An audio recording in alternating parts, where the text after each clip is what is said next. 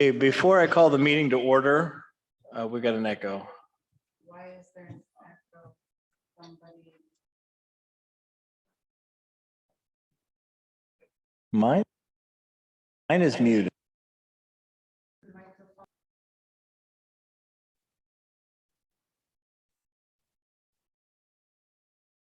Testing, something's worse now. testing. No, They came in and fixed all the mental health. yeah, now mine's echoing. Great. Hold on. I did not connect the audio with mine, but it's gone now, right? Now it's gone.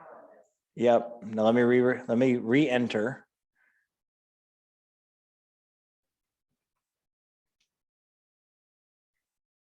Join with video.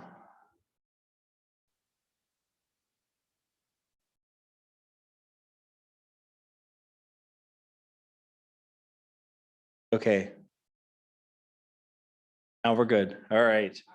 Before I call the meeting to order, if you are here in the council chambers, please silence your cell phones. And if you are joining us via Zoom, we would ask that unless you're presenting, if you please keep your microphones on mute. That way we are able to keep sound and distractions down. All right, we ready to start? The City of Glendale Plan Commission is now in session. Would everybody please stand for the Pledge of Allegiance, and Commissioner Bailey is going to lead us.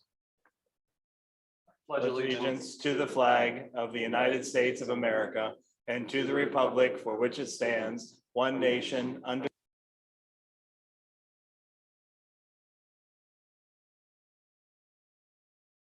Roll call. Mayor Kennedy, Here. Commissioner Nelson. Here. Commissioner Cronwell. Here. Commissioner Atwood, Here. Commissioner Bailey, Here. Commissioner Reek. Commissioner Seligman. Great, thank you. The minutes were sent out. I think it was a minor correction submitted by Commissioner Seligman. Could I have a motion to adopt the minutes with minor correction? I actually have an additional correction. I need to Okay, add my Commissioner Cromwell. presence at the meeting. What? I need to be marked present at the meeting. Karen mentioned it prior to the meeting. We will make the change. Okay, with two corrections to the minutes, all Correct. right. All right, can I have a motion then to adopt the minutes with the corrections? Moved. Moved by Commissioner Nelson, is there a second? Seconded by Commissioner Cronwell, any discussion? In favor of adopting the minutes of our last meeting, please say aye. Aye. Opposed? The minutes are adopted. We have 5 items for consideration this evening. We'll begin with new business item 3A, Plan Commission review of 5200 North Port Washington Road. This is Amato Hyundai. They have come before us to rebrand from Amato Nissan to Amato Hyundai. Mr. Stubbe. Staff's recommendation is that the Plan Commission grant approval of the proposed project plans for Amato Hyundai to modify the architecture, site, landscape, lighting, and signage plans, as well as approve the revised use and occupancy with the 3 indicated standard conditions. Thank you. Good evening. If you could introduce yourself and tell us about your proposed plan that you're bringing to us tonight. Okay, my name is Peter O'Gore. Okay, you'll need to speak into the microphone, and when you speak, this little red heart here should light up, and that means that people on the Zoom can hear you. Otherwise, they can't hear you. All right, I'll do my best. So just talk more directly into it. All right, now is it? Did it work? I don't think it's working. Is it possibly muted?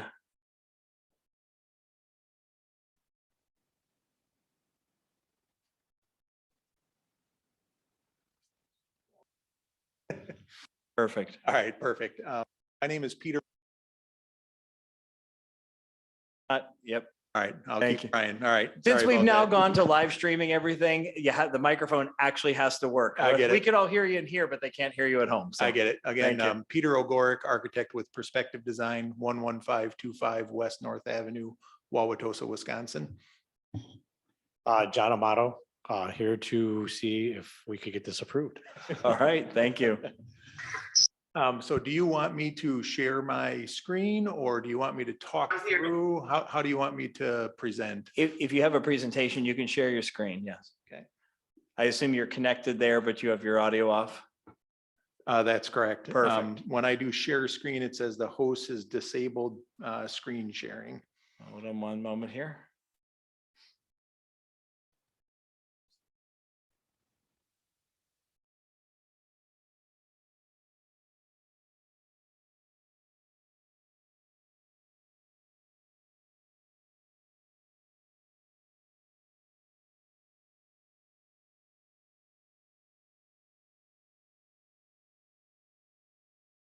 Okay, so what you see in front of you is site plan. Auto Nissan dealership. Property that we were putting into the. I just wanted to show you basically the existing site plan because we're going to be making very few changes to the site. And so I will. I think I will.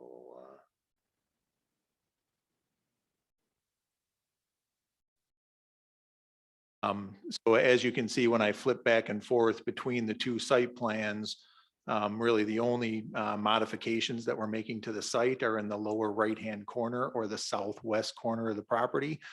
There is currently a Nissan monument sign in that corner, which was recently removed. We will be installing a Hyundai dealership sign in that corner. And then one of the other items that's in that corner is a featured display area. So in conversations with Todd earlier, that area is not elevated. All it is a paved section on the ground that has a concrete pattern to it. And then it's also got some ground mounted lights that would shine up on that featured display vehicle. The other things that we're doing along on the site plan is the retaining wall that's across the front of the Nissan dealership right now.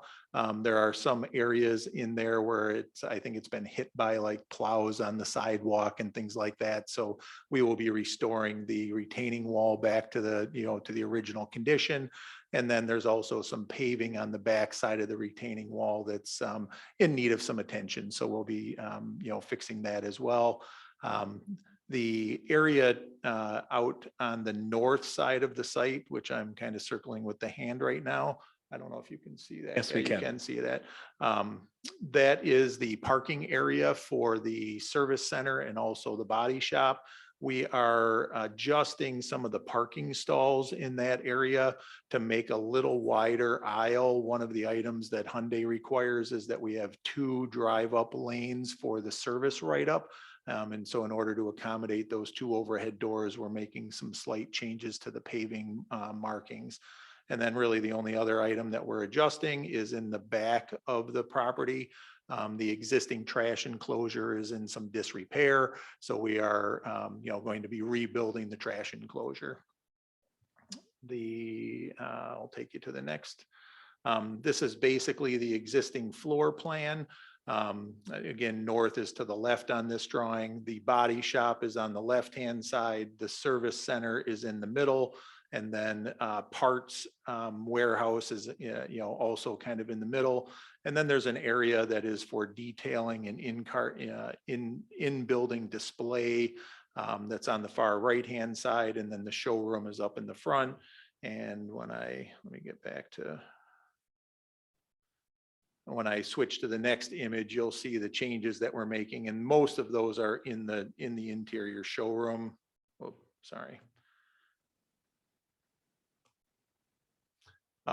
So we're reconfiguring the sales desks and the sales offices in the showroom, and we're also reconfiguring how the cars are displayed in the showroom. And this is where you can also see the 2 lanes that we have in the service right. Lost me there. Oh, there we go. So again, the modifications that we're making are not that great. Most of those modifications are actually on the outside facade, and we'll go to that next. So what we're doing is taking the Hyundai branding, which is a double layer ACM or a architectural metal panel system that wraps around the existing showroom and across the front of the service center, replacing all of the storefront glazing that's happening around the entire showroom area. So across the front and both sides. That's all getting new butt glazed storefront glazing with that ACM panel up above.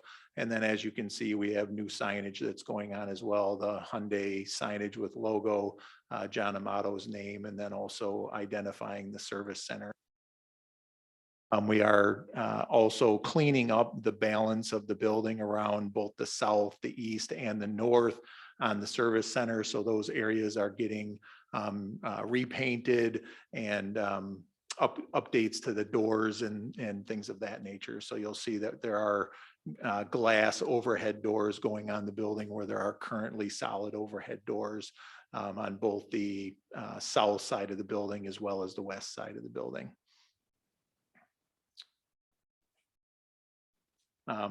The next page shows the trash enclosure, basically enclosing that area with the wood siding material for the trash enclosure, and then also showing the repainting of elevation of the building. Back. This is the same material, by the way, that was submitted to you in the Planning Commission documents. So bear with me one second and I'll.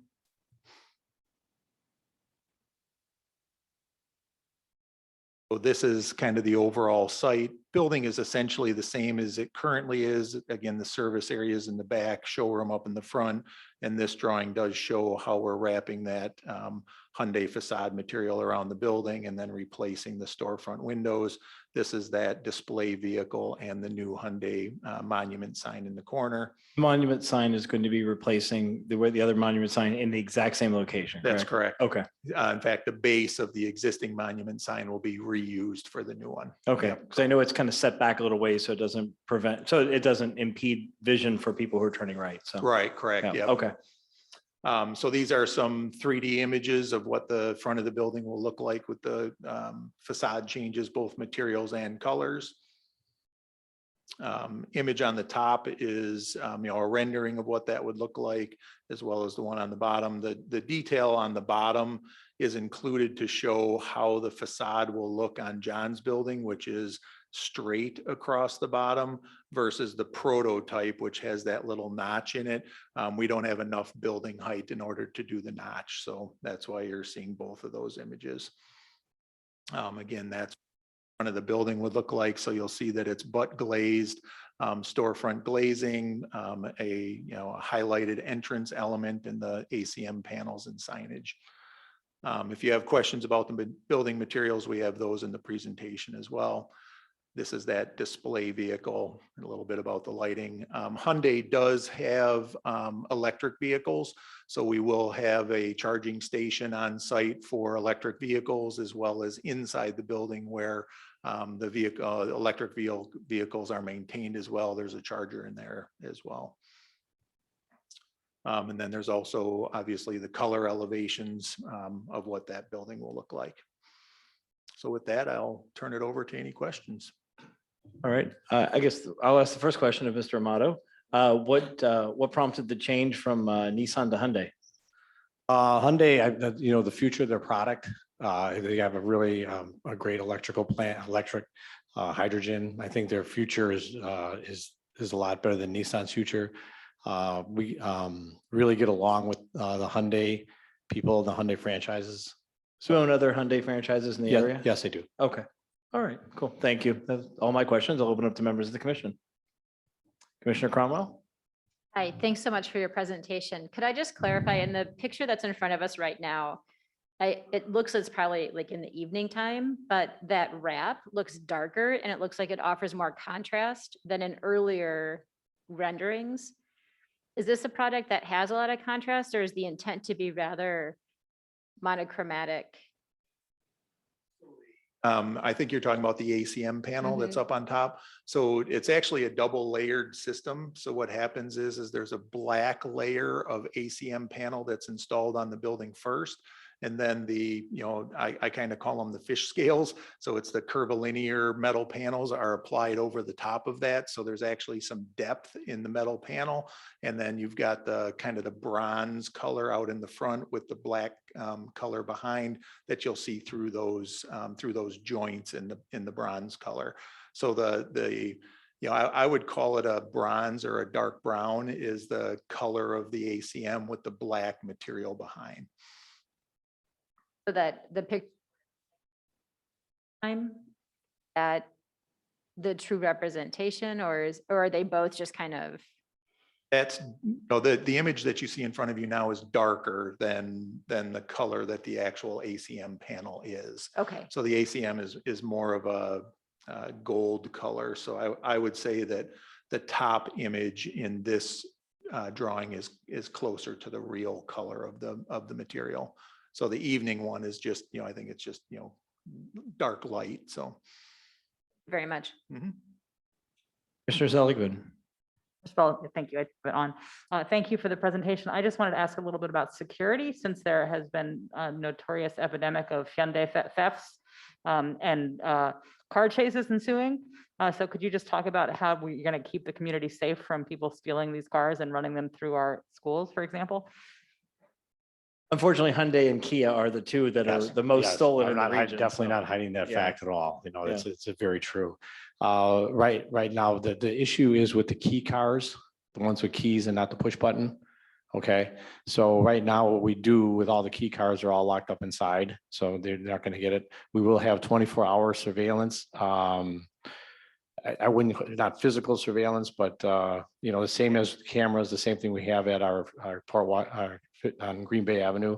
So it's a site where anyone walks onto our lot, they will automatically be, the police will be called and all that. So it's worked very well on our Green Bay lot, but that will be installed there also. Thank you. Could you just clarify a little bit about the keys? Because I feel like I've maybe misunderstood something I read in the media, because I think I read that these cars are being stolen without the keys in them. Right, exactly. What it is there's two types of car. I mean, you have one car and some you actually have a key and put the key in, right? The other one is a push button, right? You still have a key, but it's a push button. The ones with the key are the ones that are being broken into very easily. Okay, you don't need the key to break in. All you do is smash the column and you could start the car in a matter of 10 seconds. And that's why these cars are being stolen so easily. So what are you doing to prevent that then? Say again, you're locking the. yeah, anything that we have with the key, because those are some of the older models and most cars are now going to be push button. Those cars are locked up and parked inside. So people. Cars themselves are locked up. Yeah, and right inside at nighttime. Okay, So thank you.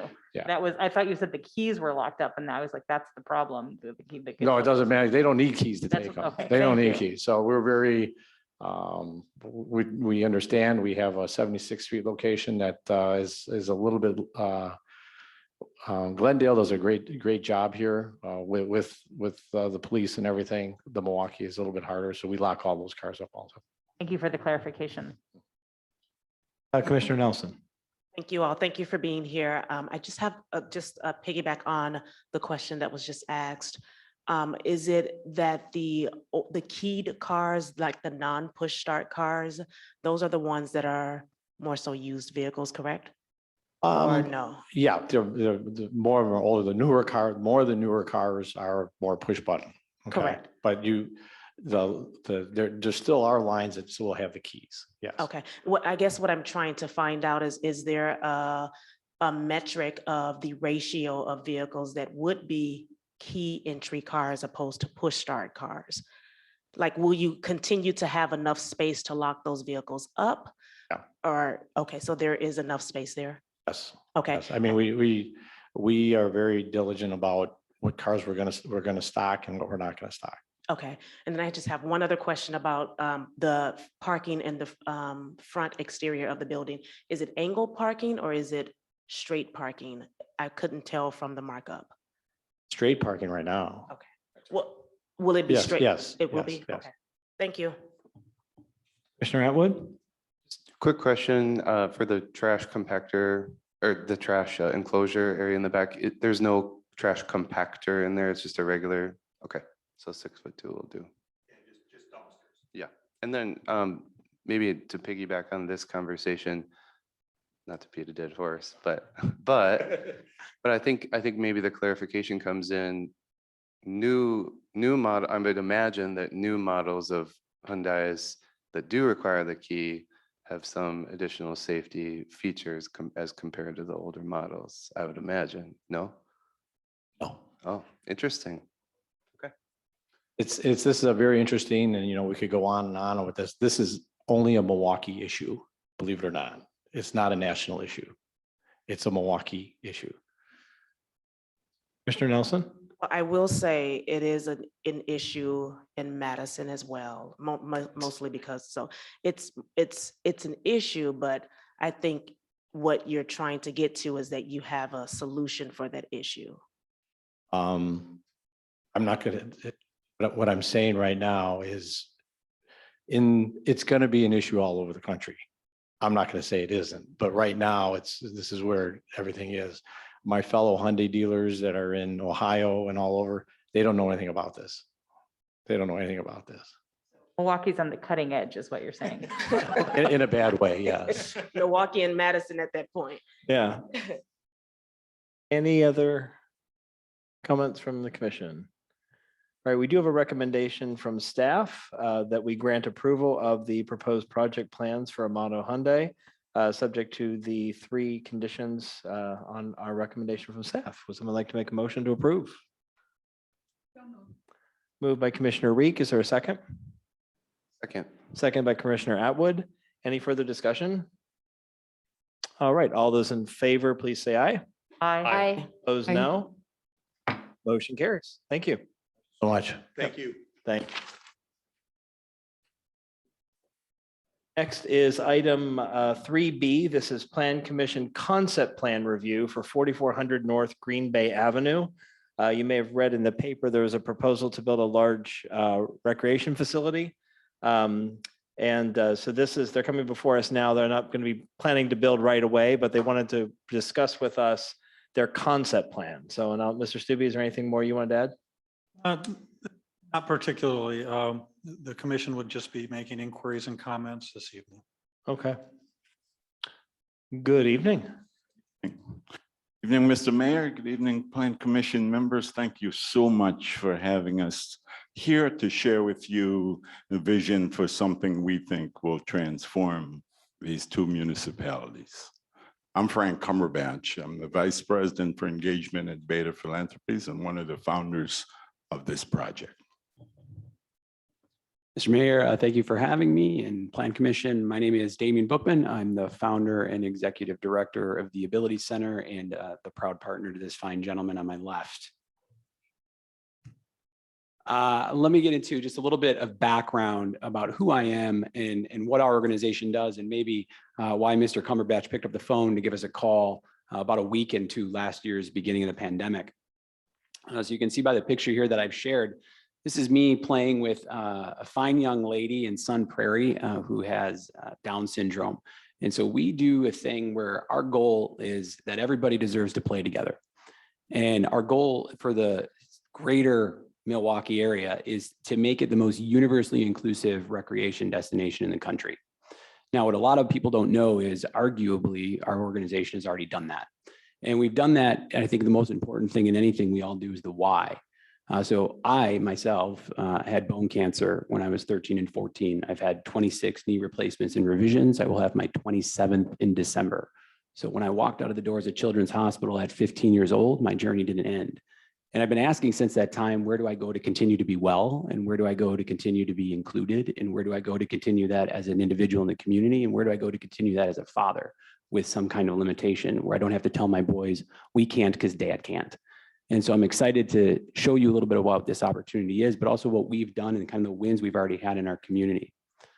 A lot of people are familiar with what happened at Bradford Beach. I would like to say, can I get a show of hands? But maybe that's showy for a plan commission. Thank you. Ramp Up is our universal community arm, and we transformed Bradford Beach into the country's most accessible beach. We proudly put that trophy on the top of the mountain for Milwaukee, but we'd also happily pass it down because that means our community is leading the way in how to do and be better for everybody. This project recently won a Mandy Award from LISC, award from the Daily Reporter and the American Society of Landscape Architects. In fact, we had a meeting today with the Christopher and Dana Reeve Foundation who supported this project, and they proudly said that they shared this project with everybody else on how to do better. And that's the kind of thing that we want to put forward at all times. So I think with that, that gives just a really pretty quick but good background on kind of the things that we're doing and the way that the Ability Center is leading the way in an innovative yet very thoughtful way. And so I'll touch on just two more things. We also, in this opportunity with giving everybody the chance to play together, we do things like 3v3 basketball in the Wauwatosa community where 36 people are playing in this wheelchair basketball league and only 16 have a disability. We're hosting open gyms for everybody to play, and only 10% of the people that come, usually between 20 and 50 people, are the only ones who have a disability. So moms are playing with sons and dads are playing with daughters, and families and cousins and peers and students are all playing together. So what I really like about making that statement, I think the importance in that is we're already proving that this is what people want. And we have been successful in these piloted programs that I can find nowhere else. We're just excited to show that we're ready to do that on a larger scale. So I'm not going to go over these and talk more about me and who I am. I'm going to give Frank the opportunity to let you know how he has really led the way and given us the credibility to charge ahead. So I was born and raised in an island called Trinidad, Southern Caribbean, to illiterate parents. And it wasn't until a track coach intercepted me in the neighborhood that I figured out what this life is really all about. I was just a wayward child, like many of the children that we see in urban areas in this country. No hope, no future, just going day by day. But the moment I discovered track and field, I saw my future. And that future led me to this country, the greatest country on the planet, to an education in this state, at the University of Wisconsin, Oshkosh, Wisconsin. In 1979, when I told my mother I'm going, and I will lift this entire family out of poverty. Fast forward, all my siblings live here in the United States. They all have jobs, they all have cars, they all have husbands and wives and children. And my firstborn has a PhD in veterinary medicine from one act, joining a track team. 5 years ago, I saw retirement creeping up on me. And I thought, I have to do something for this country because it's been so good to me. And I came up with the idea of something that I knew about because I lived it. I will build a sports facility. And in retirement, I will teach little children of color that they have a future. And I would build it right here in Wisconsin. But then I met this young man, my brother from another mother, who told me the story about his knees. And I knew I found the guy to do this with because he was focused on one part that I didn't think about, people with disabilities. And we came up with what we're about to show you here.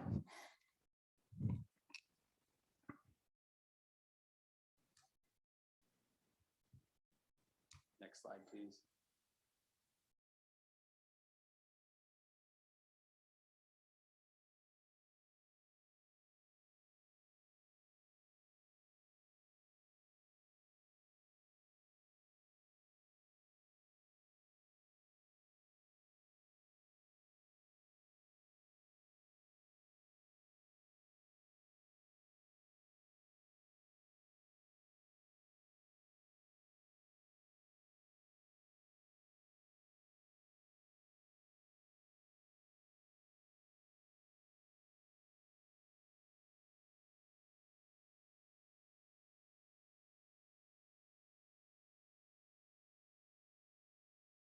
This facility we call the Opportunity Center.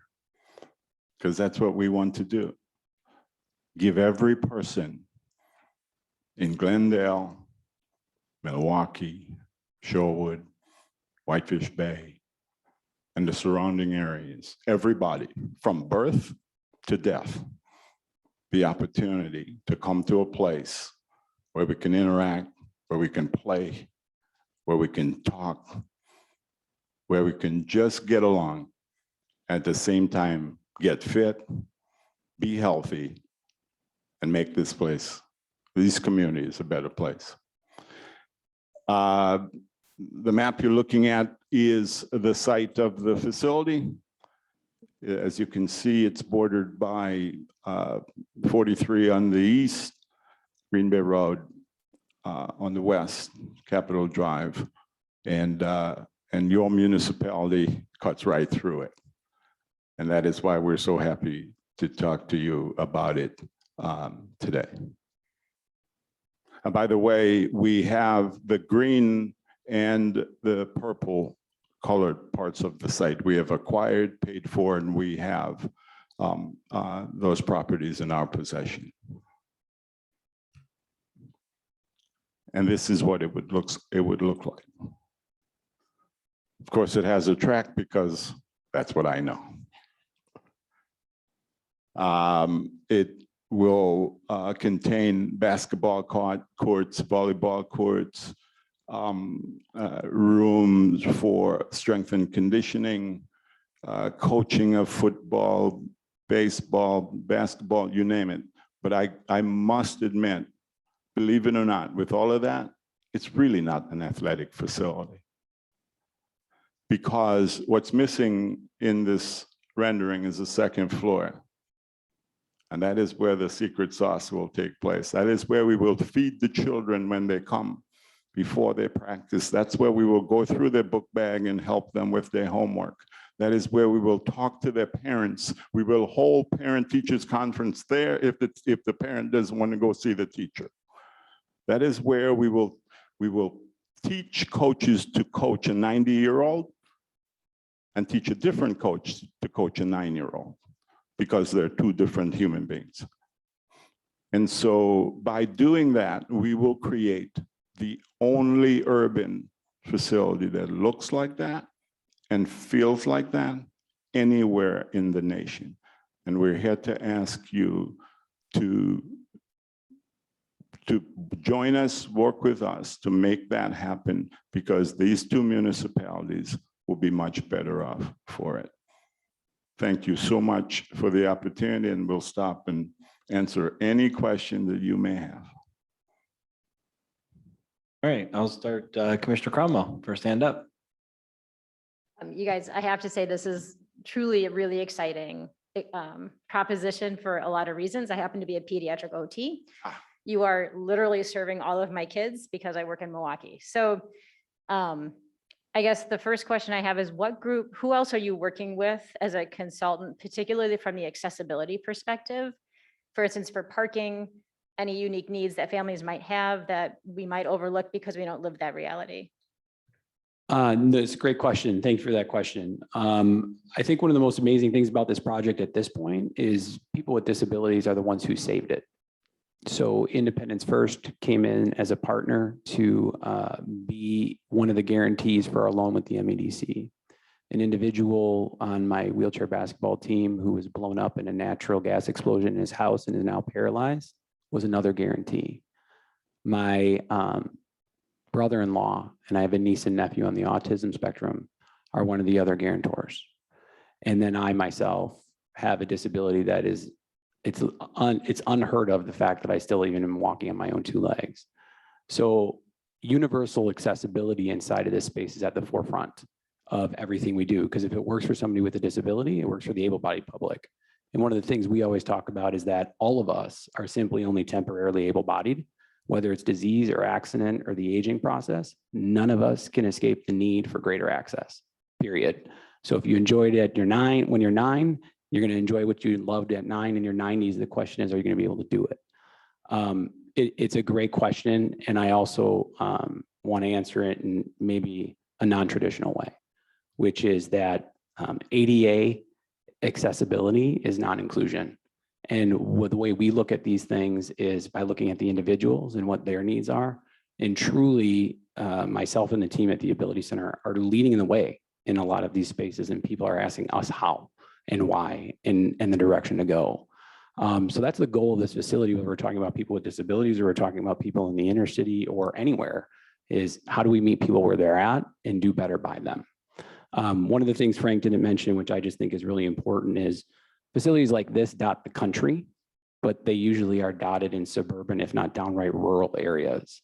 So to be able to say that we can be an intentional community center because we're in an area with a 1.3 million population, not in the middle of a cornfield, that's our goal first, is to be that intentional community center for everybody. We just happen to be to the scale of a sports tourism venue. Thank you much. I have two questions. I just want to add real quick, in my mind, not his, but in mine, poverty is a disability. It's not easy to be poor, all right? And last quick point, the disabled will not be an afterthought in this facility. Every door, every bathroom, from the moment you cross the lot line, you will see, or there won't be 8 to 10 p.m. for disabled. They will be part of what we're doing in everything that we do. So just want to add that to it. Yeah, and I think it sounds as though you are mindfully keeping seats at the table, literally, to have those conversations with the people who are impacted. I would just add that invisible disabilities include auditory and sensory processing concerns. So that would be something I would put. As Absolutely. Yep. I mean, if I showed you my designs from the original, the Ability Center, and then our missions merged and became the Opportunity Center, which is great. All of that is included, from sensory rooms to, different ways to communicate that are needed. I mean, I can go on and on all night long about kind of the different ideas and concepts, because it really starts with everybody feeling welcome, wanted, and comfortable, and like they belong. And we helped consult on the Northwestern Mutual playground at Summerfest. And one of the first emails we got from a mother was how amazing her son, her 9-year-old son, kept running up to her and saying, I feel like they thought about me here. I feel like I was wanted here. I feel like I'm supposed to be here. I feel like they talked to me, was her response. And so I definitely recognize and see those things. And I think one of the big things is we can't answer all of who we will work with, because we really want to work with everybody. I think the most beautiful thing about Frank and I is we're all about collaboration, and we have to find who's doing what the best in the city and how can they do it here to meet as many needs as possible. My last question is, you're specifically focusing on recreation. You have no vision of adding any kind of educational component, correct? Oh, that's not true. Education in terms of a school? Mhm. No, education in terms of a continuation of education after school. Yeah, so we have a classroom, we have chalk, a whiteboard, whatever we have to do to continue and be an asset to the teacher after school. Yes, that will continue, but there won't be a school on site per se. It's possible we might look at something at ECE for whether it's a daycare or early childhood or whatever, but that's way down the road as a possibility if the need arises, but not right now. Very much. Commissioner Seligman. Thank you for a really inspirational presentation, maybe the most inspirational I've seen in a couple of years here on the Plan Commission. Thank you so much. Good, Commissioner. I have just a couple of questions. Obviously, you're not at the point where you're presenting site designs for us to think about. If you wouldn't mind going back to the map, I just had some questions about what your intentions are relative to just the rendering on your, I don't know what to call it, your think piece there. It looks like you have an intention for a core set of facilities and then perhaps other ones to be built out over time. It's hard to understand. Could you just talk about what the sequencing plan you have is? I would say what we presented to date from a visual standpoint was we reached out to our partner Kaler Slater to really do a test fit more than anything on the site. Will this acreage in this space be able to fit what we were envisioning? And so that's what we have so far. We don't intend to phase the project. The project will be built all at once because that's what allows it to be sustainable. So we can provide the mission is the revenue that would come through from a basis of the sports tourism side of things. So we don't plan a phased approach. So after the original architect did the visual of, does it fit here? Then R.A. Smith did kind of what a possible site plan would look like based on our current plan. But that's far from complete. There's too many community conversations to have to say this is exactly what it will be. So it looks like from this rendering that you would have like a central building and it looks like maybe soccer fields in the back. The original plan had that, and we were showing that because some of the people who were speaking with Brian Monroe regarding what they were looking to do with that site, again, we're very collaborative and we didn't want to turn anybody off, and anybody who might be a supporter, we wanted to be on board with. At this point, that whole facility has kind of shifted to the north, and I'm not certain that we'll have the space for soccer fields yet or not. And it looks like there's some very light buildings casting shadows in this picture. Are those like later outbuildings that you might build? Are they something, are they just Yeah, for that show are, there? sorry, On your concept piece? the concept piece. Yeah, there's lots of little low-rise buildings there. That just represents what's in the community right now. Right. But those are existing. Not fac- in Yes, existing correct. housing. So the project. on this original vision, that whole thing shifts north. And if we were to look at the right below the clear channel section, the purple piece on the current map I have open, that is not under our control. And so all of it moves to the north. And so right below that, that's Hope Street, and there's houses in that area, and across the street, right on top of us is Weber's Greenhouse, if we're familiar with that, is right across the street on Green Bay Avenue. So that's the neighborhoods represented. Right, so if I just may continue, Mr. Mayor, it's way too soon to think about traffic, et cetera. Can you talk about what you mean by tourism? Yes, it's believe it or not, it's a scientific term. Sports tourism. Sports has gone to a pay-to-play model, right? And if you go to the Dells today, it's more than the water park. There are 50 baseball games going on and a bunch of soccer games. Well, the attraction of people from the outside to pay for food and hotel and use the water park has become a business model. And they call that sports tourism.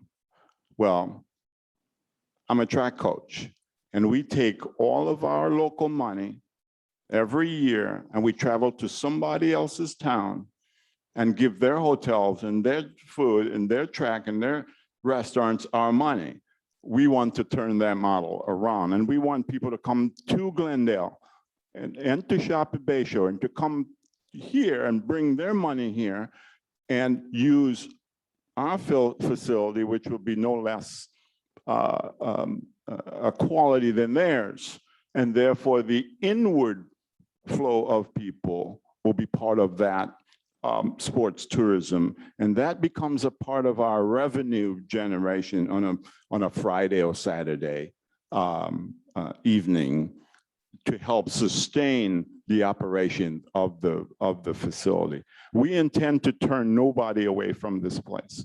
If you can't pay, you could sell concessions. You can park cars. You could clean the floor. You could clean the bathroom. You could do something to offset the cost of using the facility, which is minimal compared to the going rate in the market. So that's where the tourism comes in, is to bring people to our communities to use what we have. So thank you. Further to that, then, looking at these schematics, which are not, I understand are not plans, are not architectural plans. Right. It looks to me like this is a facility that's really oriented towards participation rather than towards spectatorship. So I don't see stands. Could you talk about whether this is a place that will host competitive activities with audiences, or whether it's really about people being in their bodies and participating in sport in their bodies? It will be both. I will say it this way. It functions like a community center Monday through Thursday and big chunk of Friday, but there will be at some parts of the year where it will turn into an athletic facility where we can hold an event like a track meet, and there'll be spectators paid to use the facility. Yes, so there will be stands in there. There will be, we will do the studies for the amount of parking slots we need and all of that to make sure that the facility could accommodate the amount of people we think it will have. I think I just have two more. Sure. So I had not realized from this design that you were thinking about competitive activities. If, for example, Chicago was to mount another Olympic bid, foolhardy as it might have been some time ago to try, would you have in mind for this facility to be part of a bid, like a regional bid like that? So for example, to host Paralympic activities? No, not in the competitive sense, but you're onto something. It would function as a training facility. So I could see the Chinese saying, well, let's go to Chicago a month ahead of time. Oh, by the way, it's crowded. Look at this. It's part of the package, if you will, and let's train there. You know, but I could see there's a training facility. It wouldn't have the accommodation to bring in tens of thousands of fans per se to watch an actual metal event at the facility. That's a helpful clarification. Thank you. And then finally, my last question is about one of the bullet points there under your TOC. What does gender guided mean? This is a concept when we look at this and think about how do we meet people where they're at? And so how do we get the necessary guidance that makes sure that we're meeting the needs of individuals who identify how it is they identify? So when I go back to thinking about somebody like my niece and nephew, who I mentioned are on the autism spectrum, well, my niece, you know,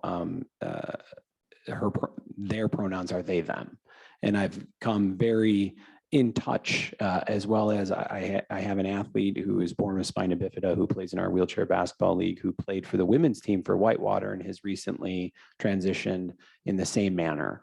And it went from Rachel to Ollie, and we're learning about that. I think a lot of us are all learning about that. And we want to make sure that we're in that space to say who's here to help guide that, who's here to help lead that, who's here to show us, again, how to do better, how to be better. And I think that's, again, back to one of the things about the collaboration. We don't pretend to know all things. We don't pretend that we are going to provide all things. So one of the things we say is we don't have to be all things, and we shouldn't try to be all things, but in a space to this scale, we can have all things. How do we do that with the right people and the right partners and the right collaborators? So on behalf of my children who always ask me, well, what about the non-binary people, Mom? Thank you for that explanation. Absolutely. I'd like to yield. Okay. Other questions or input from members of the commission? Commissioner Nelson? Yes, thank you all for being here again. I just wanted to clarify, I think, and I was trying to look and visualize the actual location, but it is sitting directly on two municipal districts, you said? Okay, I just wanted to clarify that. I was like, so it's Milwaukee and Glendale. Thank you. Any other input from members of the commission? All right. Well, does that give you some guidance and help from us? Absolutely. Again, thank you so much for having us. We want to leave you with this. This is for all of these communities around here. We live in a divided world today. Every child, every grown-up, every elderly person that comes into that facility belongs in that facility. So thank you again.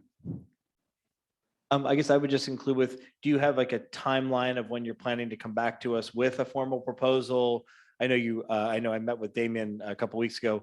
How is the fundraising going? I mean, I know you have to raise a lot of money to build something like this because this isn't a traditional business model, right? It involves a lot of foundation help and support and grants and things of that nature. So.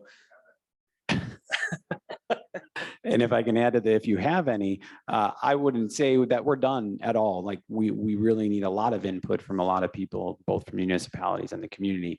But I would tell you two things to that question. Hopefully I remembered them both. One is the DOT is working on their project and vacating in November of 2023. with the lease they have with us now. So we will be able to mobilize, hopefully be constructing in that time and be able to be ideally open by the late fall of 25 is our current timeline. And then from the other side of the fundraising aspect, I'll just say this, if we hadn't done our homework in the last year and a half, I don't think our board, my board, it would have been responsible for us to take on a loan if we didn't think we could actually achieve this goal on this land. Is that Thank fair? you. Yep. Other question? Commissioner Nell. Did you have your hand up again? Oh, okay. All right, thank you. Have you been to Milwaukee yet? Have you talked to their commission? Sorry. We have not yet, but we've had some great beginning conversations with the commissioner. Is that correct? With DCD. Okay. Well, when you do have plans ready, you'll want to start with them and then come to us. We'll be done and you'll still be working with them for months. I just got a head nod back here, so thank you very much. All right. The next item, item 3C, is Plan Commission Planned Sign Program for 5464 Northport Washington Road. This is the Worth Building. Mr. Stubbe? The Worths are actually coming back to us with the program that they commenced some months back, maybe late last year, actually, when they brought in Topper's Pizza and the Planet Smoothie. They wanted to re-articulate, I guess, the building look to work with these current tenants that are coming in. So with that, they presented some new image for the building, and staff are recommending that the Plan Commission approve the revised PSP. The only thing I wanted to note is they do have signage that we already approved on the southwest tower. That was for the United Tax Service, but it could not appear on the images for this evening. Good evening. So you're back, it looks like your building's almost rented or fully rented now? It is fully rented. Congratulations. We've had a lot of projects at that address in the last few months. So happy to hear that. So I guess I'll open up to members of the commission. You've seen their plan, their sign proposal, and you've heard staff recommendation to approve. So I'll open up to members of the commission for any questions. Commissioner Seligman? I am actually confused by what's being proposed, so I would appreciate if you would just clarify what's going away and what's staying. Well, the Topper's Pizza and the Planet Smoothie on that part of the building is staying. But on the part that faces west, because it's an L shape, so the front of the building that's facing west, which had steel letters, metal steel, those are going to go away, and we're going to put the black panels so that when a tenant leaves, we can just take out a panel and put in a new panel. It's much more efficient for us because when they remove the panels, an EFIS building that would have been maintenance free needs to be painted. And it's actually less expensive for the tenants because those individual letters were very expensive. So we had tenants that didn't even put up signs, and some of them hang banners. And so we want to get rid of the banners and just have the signage on the building. So it will, the Topper's Pizza and the Planet Smoothie and the Glendale Visitor Center signs will continue to be individual, and then it's the other ones that will be where it says tenant 1, tenant 2, tenant 3, tenant 4, whatever they actually are in there. Those are all the units inside the mall that don't have an exterior door. Thank you. It sounds like an improvement. Any other questions? Commissioner Cromwell? It's actually not a question. I would just say thank you. I love that this is a more universalized way to show us what's available within your facility. Does this all, I guess I do have a question. Does this also mean then that those banners will be taken down? Because it has been visually kind of an amalgamation of stuff. Well, the t-shirt gentleman is leaving at the end of the month, so his banner will be coming down. And as far as the massage lady, that is my intent. We didn't present this to all tenants until we got approval. We presented it to 2 of the tenants who had questioned signage and price. And the cobbler Taylor, who has been there for almost 30 years, we presented it to them because they've been such a long-term tenant. And they now own Mail and More. So it would mean 2 signs for them. So, but everybody else will be presented it once we got approval. The intent is to remove the banners. Yes. Okay, thank you very much. I do like the way it visually unifies things. Make the building look professional. Yeah, Ms. I just Asher. want to comment, technically, the city doesn't allow for the banners. It would be outside of the approved sign program. So it is best that we move forward on this plan and that they can take those down. Any other questions? Okay, we do have a recommendation from staff. The recommendation from staff is that the Plan Commission approve the revised plan sign program. So moved. Moved by Commissioner Bailey. Is there a second? Second. Second by Commissioner Reek. Any discussion? All right, all those in favor of approving the sign program, please say aye. Aye. Opposed, no. Motion carries. Thank you. Thank you very much. I've only been in that building since 1977.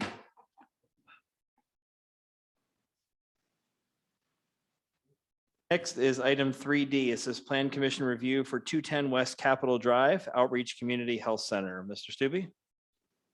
Staff recommends that the Plan Commission grant approval of the architectural, site, landscaping, lighting, and signage plans such that Outreach Community Healthcare Center or Health Center may obtain City of Glendale building permits to construct the proposed building addition per the architecture, site, landscaping, lighting, and signage plans, as well as use and occupancy approval.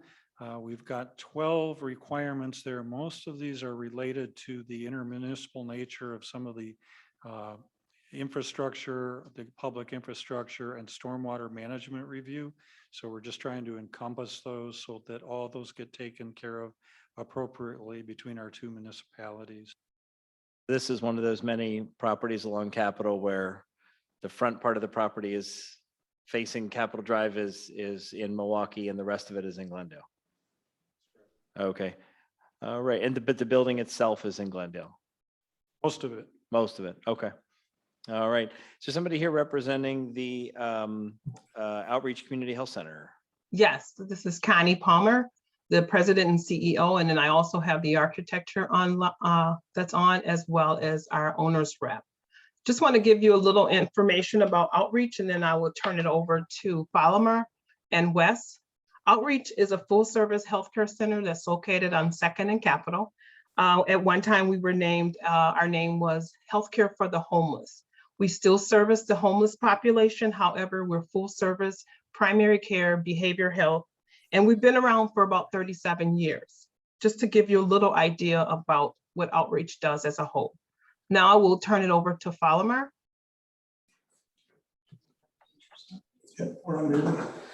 Good evening, ladies and gentlemen.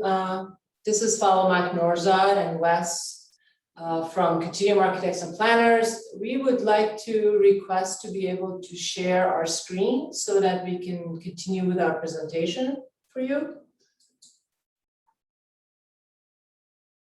Okay, you should be able to share your screen now. Okay, appreciate that.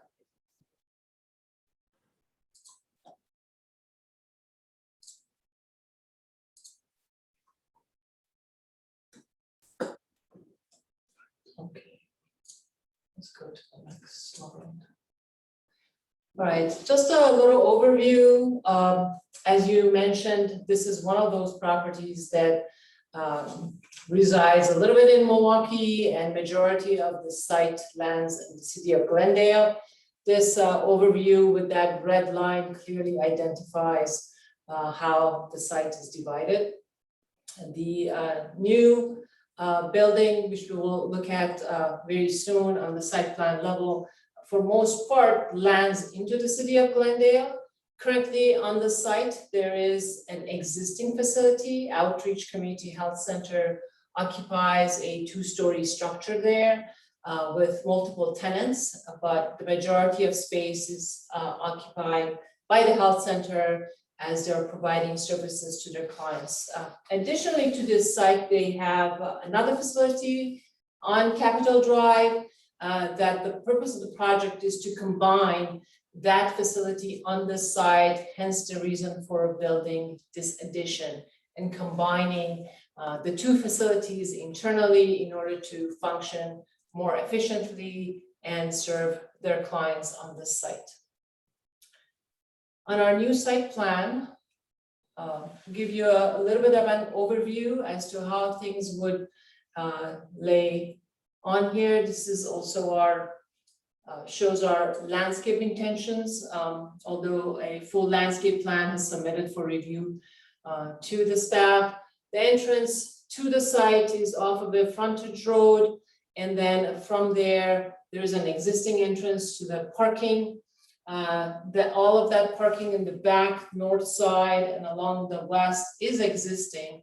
Currently, the new footprint of the building, as it's positioned, it is occupying where additional parking, surface parking existed. But we chose that location in order to be able to combine one consolidated entrance for the facility, to be able to catch the clients as they come in, be very welcoming and easy for them to recognize the one entrance for the facility, and also being at that hinge where the two structures can really function freely between staff, moving back and forth to provide services, and also guiding the clients to receive their services that might reside in the existing facility. On the first floor of this building, where our entry services are, we have located our strict reception and security, receiving everyone and sending our clients to subsequent floors where different departments of outreach would provide counseling and service to the clients. There is a parking under the first floor, which is accessed from the back of the building. The site slopes to the north, so as it allows us to really enter almost at grade where that entry is, but it will be under the building, and then above that, viewed from the grade off of Capitol and Frontage Road, is our building proper. Above grade rises 4 floors, but in total we have 5-story building. The lowest level, as I mentioned, the parking is truly not visible and is embedded in that hill due to the slope. I'm assuming that would be like provider and staff parking? Correct. The underground parking? It is, it could also be a parking for the patients. There are also, how it's really divided is still part of the operational review, but it's not precluded from potentially be parking for the patients that would come, especially the elders. Thank you. Sure. Next slide, please. Yeah, this was also our landscape plan. We've had quite a bit of hard surface on this site, but as a part of this project, we are really trying to provide lots of landscaping and greening elements, especially upon the entrance as visitors are coming into our building. We do have as a part of our first floor, a multi-purpose room that will spill out to an outdoor deck area that is designed very meticulously to host events, not only for fundraising, but also to be a part of really getting our patients to be part of training and really enjoying some of the outdoor environment. So really adding landscaping to our project has been something that we have taken quite a bit of consideration of. We also have provided some roof gardens above our first floor canopy entrance that spills into the waiting area of the second floor. Every opportunity that we've had to be able to engage with outdoor space through landscaping is been taken into consideration in this project. Next. This gives you a view of the addition upon entrance. To the right is the two-story existing structure. Again, at the knuckle, we chose to have the main entrance with the security and the reception at the helm to be able to guide patients through. We do have a combination of masonry on this building along with some storefront glazing, and another material that we've incorporated is a solid phenolic panel that really provides a very long-lasting material for this building to be here for a long time. One of the very critical part of this building design has to do with wanting to acquire what is called a WELL building certification. It has been on the forefront of programming and design. And as most of you may be very familiar with LEED sustainable certification for buildings, this certification really is about how you really provide an environment for staff and patients to really connect with nature. It isn't about the building performance, but it's about the comfort of the people that are working in the building and come to visit the building. So to that effect, really connecting with nature, really providing ways for folks to utilize the building, walk through it, experience it has been very important as a part of the design. So you can see this on the corner, the glass feature is our communicating stair, which is a really desired and wanted exit stair per code, but we have designed it in a way that is really on the forefront, and it opens up to the lobby and entrances on every floor, really trying to get our staff and our patients to use it for their health as they are going up and down. Immediately next to it, of course, there is an elevator for use as well. But again, this is part of really paying attention to creating environments on the inside that really play with the outdoor and provide a lot of comfort and connection with the nature. The next slide really gets us a little bit down to the ground, getting us to the entry point.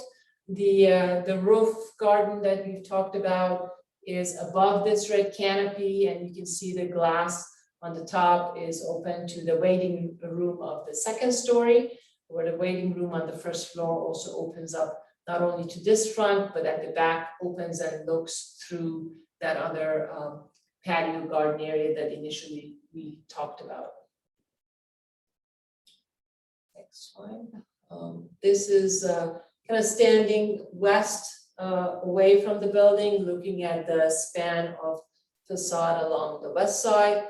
It will be quite a prominent building as you drive on Capitol headed east. You will definitely be seeing this building with the signage on the very top. As it's facing west, we have incorporated many aspects to provide comfort in terms of how the light is treated, how we're bringing light inside to our staff for use within their offices, and how they're protected with sunscreens and shading devices to have a comfort as some of these counseling and offices may reside along the exterior wall.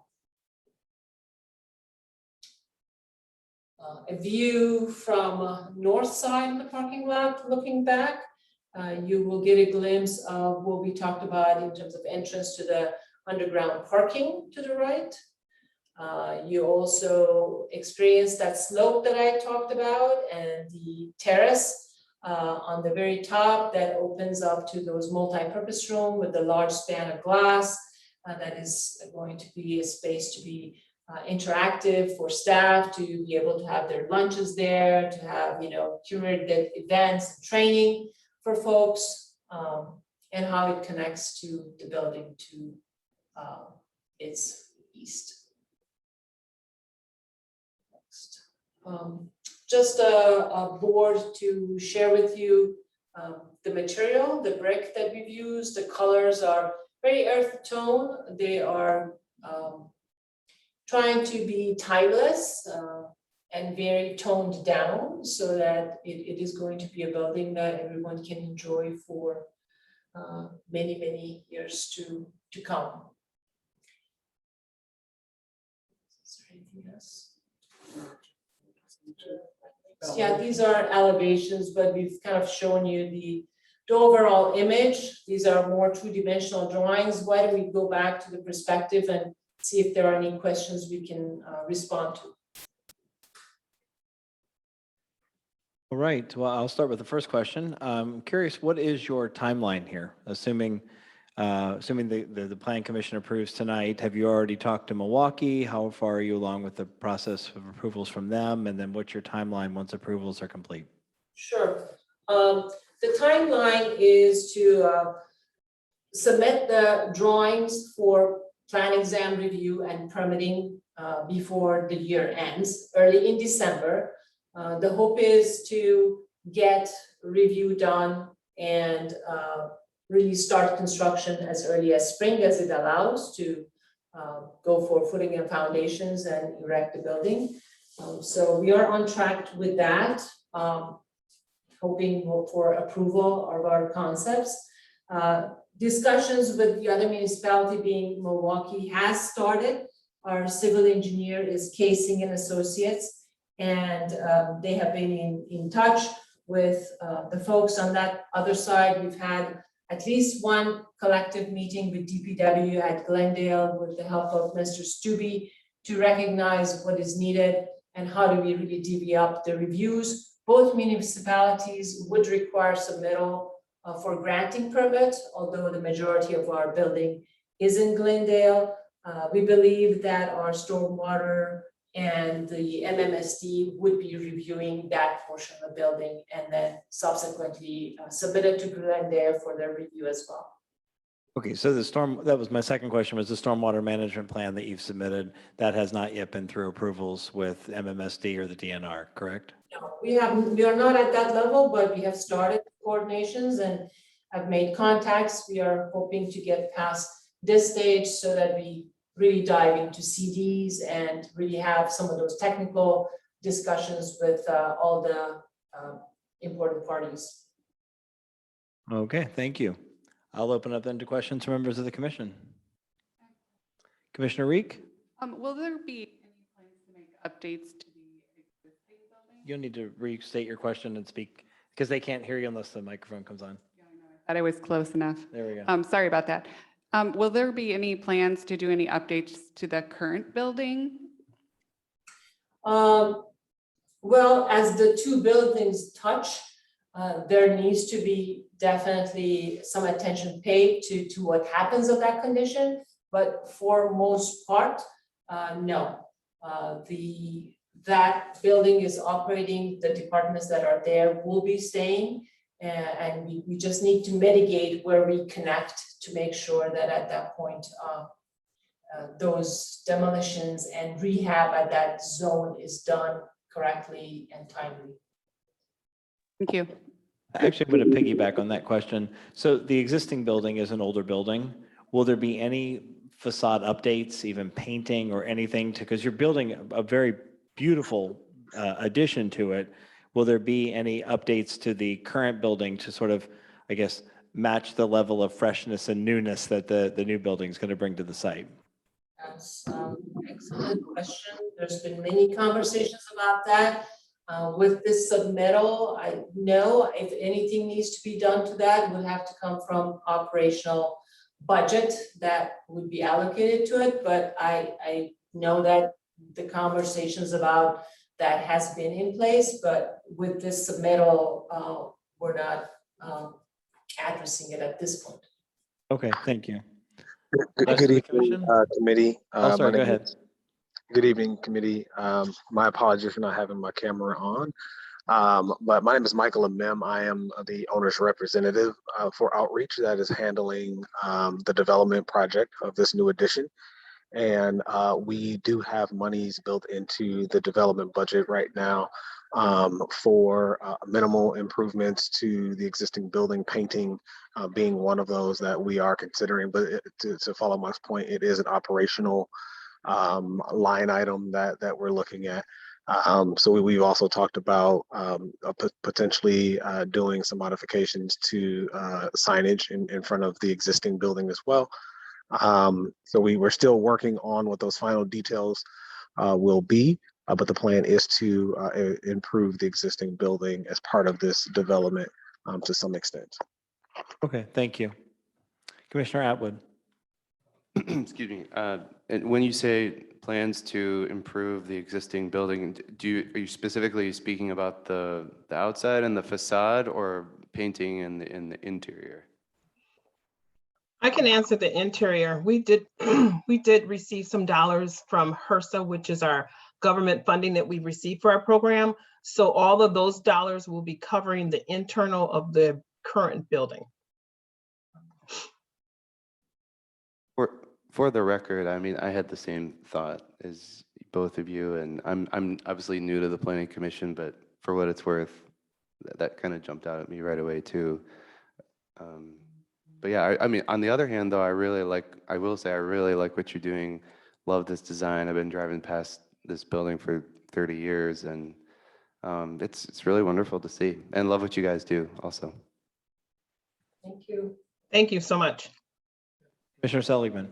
Just to comment, I actually think the new design is really harmonious with the existing design, and I'd like to congratulate you on how closely you've been able to connect them. Thank you. Any other questions or comments from the commission? Okay, we do have a recommendation from staff subject to 12 conditions. And of course, this project, after it gets through with us, still has to go through the city of Milwaukee, as well as have the stormwater management plan approved. So, but tonight, can we get a motion to approve with the staff recommendation subject to the 12 conditions, please? So moved. Moved by Commissioner Reek. Is there a second? Seconded by Commissioner Nelson. Any further discussion? All right, all those in favor, please say aye. Aye. Opposed, no. Motion carries. Thank you very much. Thank you. And good Thank you. luck. Thank you so much. And our final item for consideration tonight is Plan Commission review for 700 West Lexington Boulevard. This is a Bavarian Beer House and Old Heidelberg Park grounds storage building replacement. Good evening. Good evening. Mr. Stube, you want to tell us about your recommendation? Staff recommends that the Plan Commission approve the proposed project with requirement of the attached floodplain zoning review, which is amongst the materials in your packets, as well as the two indicated requirements that are standard conditions. Thank you, Mr. Stube. Good evening. Mr. Weiss, I know you, but could you introduce yourself to the rest of the commission? And we have another guest who I don't know. So My name is Mike Weiss. I am one of the owners of the beer house, and I would be the primary operating owner. I am Bill Hum with Walters Buildings. We're out of Allenton, Wisconsin. We basically do post frame buildings, so the outside of this building would be metal clad, kind of matching what some of the other buildings there are. And the colors we picked out actually match one of the other buildings on site. So if you got any questions, I guess. Yeah. Let me just add why we're here. We had an existing building that was built, I think 1960s or earlier. It basically collapsed. We had to tear it down before somebody got hurt. So we're just trying to essentially replace the storage that we already had. The building's going to be more or less in the same place. And I also want to go on record as saying I'm glad I'm not following the Opportunity Center, because that looked spectacular. also not right. Well, you are next to the freeway, but this building won't be visible from the freeway. So. I should also say this is at the very back of the property. The only people who really see it are people who are in the park when we're having events. So it's not, we're trying to make it look nice, but that's really for the people who are in the park as customers of ours. Okay. If approved tonight, is this something you'd have done before the weather turns? Would you be doing it right away, or would it be waiting till spring? Oh, we were planning to pour concrete as soon as we can get approvals. So tomorrow. Well, no, it'll take a little longer than that, I'm just obviously. kidding, guys. Yeah. The plan review is going to be done by the city of Glendale staff because it's under 25,000 cubic feet. So it can be reviewed by the building inspector there, or the plan reviewer. And we're planning to pour concrete and build the rest of the building in February. Okay. He's got a timeline that we have to get it completed by because of insurance money. So it's got to be done by the beginning of March, right? March, March. sometime in March. Yeah. So get the concrete poured as quickly as possible Yeah, and before the then- weather turns. and Right, then- and then we can build right on top of the concrete. So Okay. All right, thank you. Members of the commission, any questions? Commissioner Reek? Is it a steel roof? yes, it is. Okay, thanks. Other questions? Commissioner Atwood? This is not, so you're saying it's not really visible to the homes behind the beer house, like when you go back towards the bike path?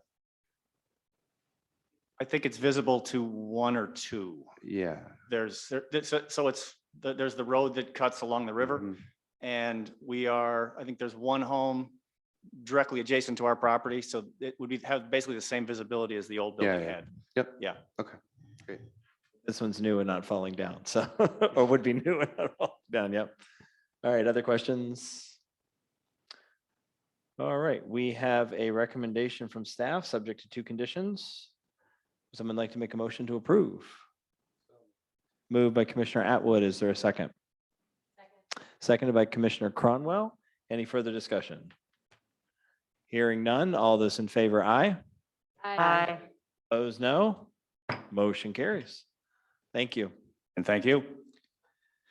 All right, the next item is just to announce that our next plan commission meeting will be held on Tuesday, November the 2nd at 6 p.m. This is not an election year, so we don't have to move our November meeting. All right, and with nothing else on the agenda, I guess I would ask Ms. Savstrom, Mr. Stubbe, any announcements for us? Anything we should know before I call for adjournment? No? Okay, thank you. I would entertain a motion to adjourn. So moved. Moved by Commissioner Bailey. Is there a second? Second. Who was the second? Second by Commissioner Reek. All those in favor of adjourning, please say aye. Aye. Opposed? We stand adjourned.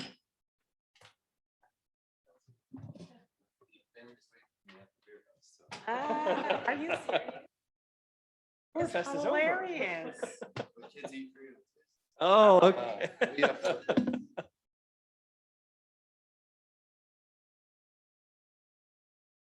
Well, is it?